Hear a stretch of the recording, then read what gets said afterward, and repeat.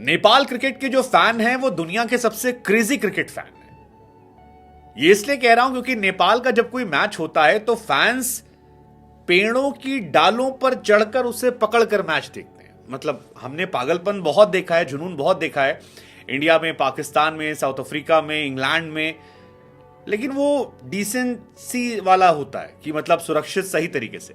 लेकिन नेपाल क्रिकेट में भाई साहब पागलपन की इंतहा पार होती है। मतलब पेड़ों की डालियों पर लाइन से लोग खड़े। वो नीदरलैंड जिसके पास कई स्टार्स थे, स्कॉट एडवर्ड, बास दे लीदे और कई प्लेयर जिन्होंने इंग्लैंड जैसी टीम को चारों खाने चित कर दिया था, साउथ अफ्रीका को घुटनों पर लाकर रख दिया था, बहुत बड़ी बड़ी टीमों को उन्होंने परेशान कर दिया था। लेकिन वो नीदरलैंड जो वर्ल्ड कप में जलवा अपना जलाल करके आई थी, वो नेपाल के सामने चारों खाने चित हो जाती है। नीदरलैंड एक पावरफुल टीम है। बार बार मैं कह रहा हूं कि नीदरलैंड के पास कई ऐसे प्लेयर हैं जिनको हम जानते हैं, जिनको हमने क्रिकेट देखा है, चाहे वो साइब्रेंड हो, बास दे लीदे हो, स्कॉट एडवर्ड हो, आर्यन दत्त हो, इन सब की बल्लेबाजी हमने देखी है। लेकिन उसके बावजूद उस टीम का 137 पर ऑल आउट हो जाना 40 ओवर के अंदर, और उसके बाद नेपाल का बल्लेबाजी करने आना और केवल 15 ओवर में 141 रन ठोक देना, मतलब ओडीआई में टी20 का मजा देना, यह हैरान करता है। 36 गेंद पे 57 अनिल शाह ने मारे। अनिल तो लग रहा है कि यार अपने आप को एकदम सहवाग समझ लिया उन्होंने कि भाई हम सहवाग की तरह खेलेंगे यार, जबरदस्त मार।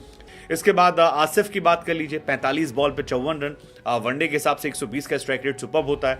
और अनिल का हमने कहा ही कि वो तो सहवाग और Shahid Afridi, Matthew Hayden, Adam Gilchrist वाली लीग में जा रहे हैं कि भाई साहब हमको 3 नंबर पर सिर्फ मारना नहीं है बल्कि इंपैक्ट दिखाना है। जो सहवाग ने कहा था ना कि बड़े बड़े प्लेयर्स के बीच में जब खेलो तो अपनी पहचान कुछ अलग करना पड़ेगा, तो उसके लिए ये थोड़ा अलग कर रहे। पहले 20 बॉल में 50 रन ठोका, अब यहां पर है। I mean it's great to watch Nepal cricket का रहेंगी।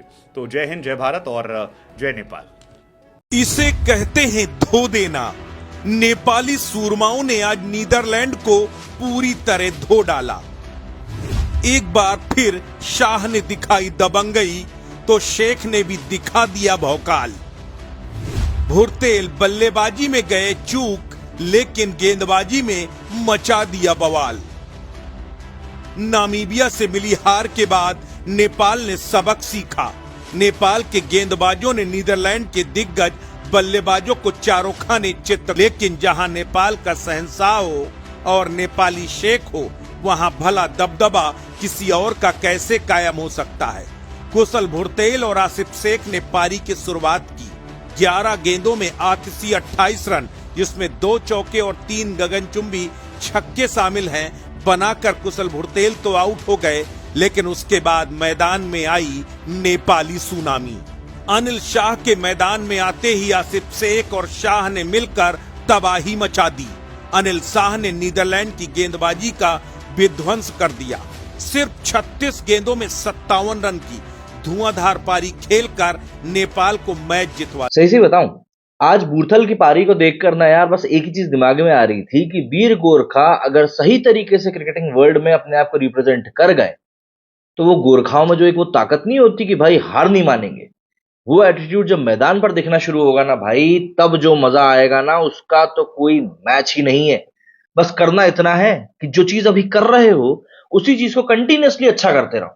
देखो भाई, नेपाल क्रिकेट को फॉलो करने में बहुत मजा आ रहा है। हमने सोचा नहीं था जब हमने नेपाल क्रिकेट को फॉलो करना शुरू किया था कि इतना एक्साइटिंग हो जाएगा।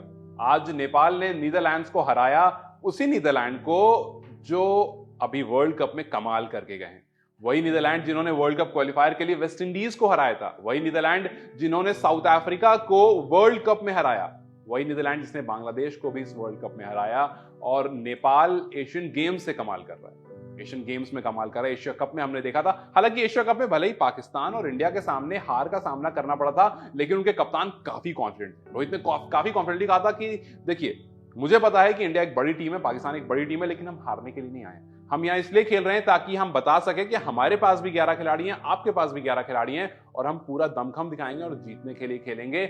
और ये जो उनका कॉन्फिडेंट था, ये कहीं ना कहीं कह रहा था कि जब अगली बार आपसे मिलेंगे तो एक इंप्रूव्ड वर्जन में मिलेंगे, और वो दिख रहा है। 39 ओवर में ऑल आउट कर दिया। आज 39 ओवर में ओनली एंड ओनली 137 रन बना पाए। कैप्टन एडवर्ड्स जो है वो 33 रन बनाए और उनको कुशल भुरतेल जो है वो लेकर चले गए। और उन्होंने 7 ओवर में, कुशल ने 7 ओवर में 4 विकेट लेकर के केवल 20 रन दिए।